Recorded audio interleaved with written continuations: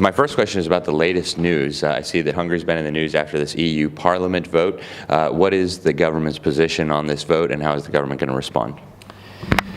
If we wanted to put it shortly, that's a shame on the European Parliament, especially that eventually they've managed to find a way to take political revenge on the country. They didn't even deny that it's not the government, but Hungary itself who was the target. And they basically made a fraud by not keeping their own rules if it's about democratic voting. You know, in a democratic system where you have 3 buttons on your desk suggesting yes, no, and abstain, and someone pushes the abstain button, according to the treaty, that is the Lisbon Treaty, all cast votes should be counted. That's not what happened, so we all know that legally it's very questionable what happened. As a matter of fact, they wanted to camouflage the whole political revenge into a legal process. So we stand for it. I mean, we've been through many such political attacks and through a witch hunt actually against Hungary for the past 8 years because they don't like us. And we all know that the real reasons behind what happened in the European Parliament, apart from the political revenge, is our position on illegal migration.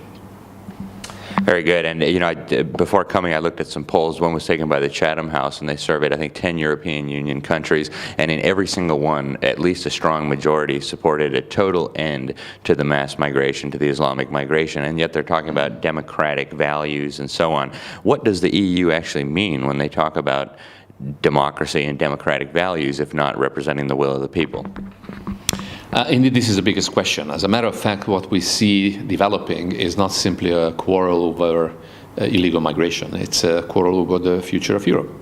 As a matter of fact, it's a quarrel over the very values they are vindicating, that they have, you know, the moral high ground from which they can tell you what European values are. We strongly believe that the European values are based on law and legality. European law, including the treaty and the existing legal environment, is the common value system. Politics and political opinion does not belong to the value system, especially if it's coming from the political far left, the liberals and the socialists in Europe. It is as if, you know, one political side wanted to monopolize that there's only one interpretation of the world around you. And it would be difficult, I believe, in the United States, but it's especially difficult here in Europe, where the political spectrum has always been more colorful. The very nature of Europe has always been diversity, not only in respect of national communities and states, but also in political view. And we simply reject the perception that the only approach to institutions, the working of democracy, the perception of democracy and the interpretation of democracy is so-called liberal, especially that it has never been defined what they mean by liberal, and especially that we are Christian Democrats. And we all know that by establishing the European Union back in the 50s and 60s, Christian democracy did more about and for European democracy than any other political idea or political group. Okay. I'll jump ahead real quick then, since you touched on that. I hear the Prime Minister talk often about Christianity and the Christian foundations of European civilization and returning to those Christian values. What does that mean exactly? And when the Prime Minister talks like that, is he talking about rekindling faith in the Christian religion, or just the kind of culture and presuppositions associated with it? I truly believe that he, in his words and his perception, both go together. But we don't vindicate and we don't want to enforce religion and belief on anyone. We would like to tell and kind of reawaken Europeans that they like it or not. Obviously they do like the freedoms, the institutions, the way of life we have developed here in Europe. It is based on Christianity. If not religion, then the philosophical and political reasoning that was coming from Christianity. Christianity, in many things, is obviously misleading, but because what we mean by Christianity is the Judeo-Christian, or rather the Greco-Roman Judeo-Christian inheritance and legacy we have. In short, we call it Christianity. In short, we refer to it as the foundations for Europe. Full stop. I mean, European institutions, nation states, the working of the territorial states here in Europe for the past couple of centuries, even thousands of years, and the rules of society, how our families and societies and nations are organizing themselves are all based on values and methods that are coming from Christianity. If someone wants to substitute it with something different, in the name of tolerance and neutrality, it means that it's going to be something different. So, as recently many discussions we say, and don't make the mistake that it is alien to anyone, the very nature of what we believe Europe is, that it is not neutral. It is based on Christianity, therefore it should have or should remain within the confines of those ideas and approaches which determined us.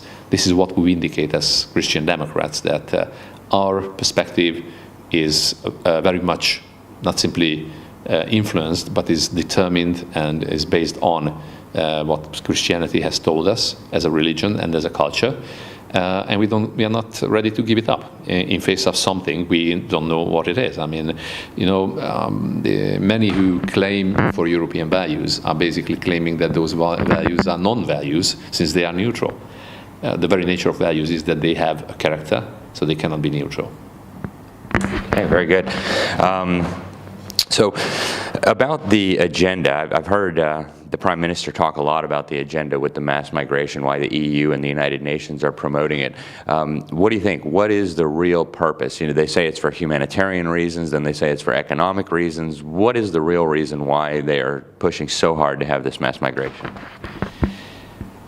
We don't believe in conspiracy theories because we see how the conspiracy is evolving. At the end of the day, if you take a look at the measures, the proposals that are coming from European institutions and most of the political left and liberals in the European Union, and in many respects actually some corners of the European People's Party, and that is the party group we belong in the European Union, is a pro-migration attitude. That perception we see believes in something we reject, and they believe in migration as a resource, as something that is going to rejuvenate Europe, as some put back in 2015, refreshing the blood of Europe, and they've indicated that they have a moral high ground from which they spread these ideas. We see that many of the Western European countries are coping or have to cope with problems of the labor force, and that is that they require tens, maybe hundreds of thousands of people each year for the labor market. As they have basically depleted the Central European countries and Europe, here we go, there's a natural tendency to find workforce coming from outside. What they don't care about, and that's what we see, is the cultural and, if you like, religious character of the continent and the civilization we've been building. And indeed, we don't agree with this because, first of all, we've seen what happened back in 2015 when over 400,000 people passed the Hungarian borders without consent, without keeping any of the rules. So we see that illegal migration, and that's what is happening at the borders of Europe for the past years, basically only. Illegal migration is carrying dangers for public safety, of terrorism, and last but not least, a cultural problem, and that is, in Western Europe, most of those who arrived from Islamic countries are not integrating. We named that problem because we believe it's important, not because we don't like Muslims or we believe that, say, Islam is inferior to Christianity. It is simply the fact that the rules of those societies, those people who are coming from those societies, and obviously the values they carry with themselves, are not integrating. What we see in Western Europe, especially the numbers reach 5, 7, maybe 10%, nationally, and localities even going up higher. The rules of the game are changing, and that is the rules of the value system we have developed and we are living in are changing. As a result, as a consequence, parallel societies are developing, and if Angela Merkel is alerting us that there are places and towns, cities, local communities, maybe even regions of Germany that the German rules German public administration, and the German political system is not working, but something else is working instead, that is something we would like to avoid here in Central Europe. And I've heard the Prime Minister talk about abolishing national identities and how this mass migration is having the effect of undermining national identity through multiculturalism and through the importation of foreign cultures and foreign values. Is that part of a deliberate agenda, or is that maybe just a side effect of the need for labor? What do you think? Maybe some elements are based on the need for labor and the workforce coming from non-European countries, but definitely there's a political agenda which is trying to change the very nature, the very face of Europe. And that is, there is an agenda, there's a political project called the United States of Europe, which would like to homogenize Europe and get rid of the very foundations of Europe, which is partly Christianity as religion and culture, and the nation state or nations as local communities. Homogenizing Europe is a dangerous project because it goes against the very nature of Europe. We know a lot about cultural diversity and multiculturalism because Europe has always been multicultural, full stop, for thousands of years. That's the very nature of Europe. But that multiculturalism is based on Christianity and a common value system that is coming from that religion and that cultural perception. It doesn't mean that Europe can mingle or integrate with a different cultural entity, which is Islam. Europe back in the Middle Ages and earlier has been fighting Islam for centuries, for an obvious reason. We don't want to fight anyone today, but we are not stupid, and we wouldn't like to forget the teaching of history, and that is, you cannot mingle things that are not that cannot be, put into each other, because there's not going to be a good outcome of it. You have to recognize that cultures are different at times. Any attempt to amalgamate them and and develop something of them is going to fail. That's the lesson of history. The British now have voted to leave the European Union, and I wonder, what benefits does Hungary get from the European Union that make Hungary want to stay part of this when the European Union is trying to, tell you guys what to do and accept these policies that apparently the people don't want? So what benefits are you getting that justify staying in the European Union? But the benefit is that we would like to belong to where we have always belonged to, and that is the European Community of States. Just because there is a project called the European Union, which is trying to take a shape, carrying on with a tradition which is going back for centuries. I mean, there were lots of attempts and various approaches to create a common European cultural system going back for centuries. So it doesn't mean that there is only one rule, or there should be only one rule. We've seen that actually happening under communism. So especially the Central European countries have another historical experience and legacy, and that is living in an empire which is trying to octroy things on you instead of asking your opinion and listening to you is not going to last long. This is the direction the European Union is taken. The political center in Brussels, in many respects, is not simply and technically stealing away sovereignty elements of the member states, which have never been given up by the treaty, but is increasingly vindicating that they know it better, what is good for the member states. I reject that. I mean, we believe that Europe should remain, the European Union rather, should remain as it was designed at the very beginning, the effective and efficient cooperation of member states. In many respects, the strength of Europe is coming rather from the member states than from anywhere else, and maximizing efficiency and effectiveness, maximizing the performance, the activity of the European Union can only be achieved by strong member states. And so what is Hungary doing to prevent this ongoing stealing of sovereignty by Brussels and this ongoing effort to impose policies from the center on all the member states? Well, we raise our voice, as you see. We resist. We, if required, are going to veto. I mean, that happened for the past couple of years, if it was about the illegal migration. As we see the latest attempts, actually, which are trying to take away your capability, or rather your sovereignty to defend your own borders, or run your own asylum system, which has never been suggested that any member state is going to give up. There's a possibility that we have to use the most extreme political method and means. You know, you've asked about Brexit. Hungary was the only country which expressed the political view, which is the correct view, and that is that we respect the will of the British people. It's their decision. But we also told them in a public advertisement that we wanted them to stay, because the British have always represented the common sense in Europe. And the most we need here in Europe today is common sense, actually, if it's about approaching challenges, issues, and big questions, if it's about the future of Europe. Instead of a monolithic and monopolistic perception and the moral high ground the so-called liberals are trying to take, it is the common sense of Christian democracy and conservatives that is required today. Okay. And I know Soros has been a lot in the news, especially as it relates to Hungary, and I know he's been active in trying to interfere maybe with Hungarian and European politics. And I saw that there was a piece of legislation, I don't know if it was a nickname, called the Stop Soros Act. So what is the situation with Soros? What kind of effects is his meddling having? What are maybe some examples of that, and what is the government doing about it?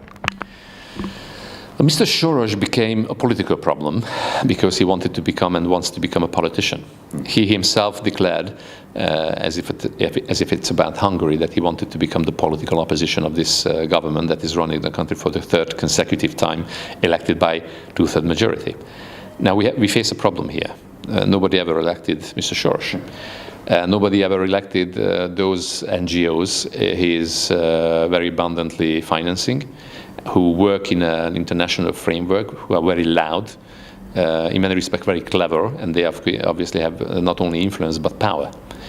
And we believe that democracy should be remaining and returning to its roots and to the fundamental rules, and that is mandate and power is coming from the people. It's the vote of the people that should decide who is exercising power and who is making political decisions. And if NGOs and billionaires like George Soros are going around this, vindicating that they, as an elite force, have a vision and they have the right to tell you what you should be doing without the democratic mandate, we are not assisting to it. So the Stop Soros package, as it is indeed being called, is a set of rules which we've been tightening for the past couple of years for the sake of democracy, and that is closing the loopholes by which NGOs come to political decision-making, come to decisively influencing and shaping policy-making and politics in a field where they have no mandate. We have, to tell you one example, we have a very special system here in Hungary. You can offer 1% of your personal income tax to civil organizations or to churches. That's a great system because it tells a lot about actually the support, the popular support of civil society. So if you wanted to measure democracy by that, you would find that NGOs like Helsinki Committee, Amnesty International and others who work from the lavish financing of Mr. Soros and others have a support of maybe a couple of hundreds of people. So they wouldn't be even able to exist without help coming from abroad. And indeed, that's the biggest danger to democracy. A democratically elected government has not only the right, but the duty, actually, to do everything to keep democracy as it should say, and that is based on the popular support of the popular vote. I think this is the name of the game here. There is an elitist version of democracy being supported by Mr. Soros, which is carrying no democratic mandate and legacy. In the face of that, you have a government which is carrying not simply the majority vote, but the overall support of basically of the Hungarian people. Okay, and I saw that in CNN, one of the EU Parliament's people, the guy, I don't know how to pronounce his name, but he called on the United States and the U.S. government to intervene in Hungary, saying that it's becoming anti-democratic. What is the relationship between the Hungarian government and the U.S. government, the Trump administration? Is it good relations? And what is this guy from the European Parliament talking about? Well, if it was Mr. Verhofstadt, UN peacekeepers or the Marines should be already in Hungary for the past couple of years.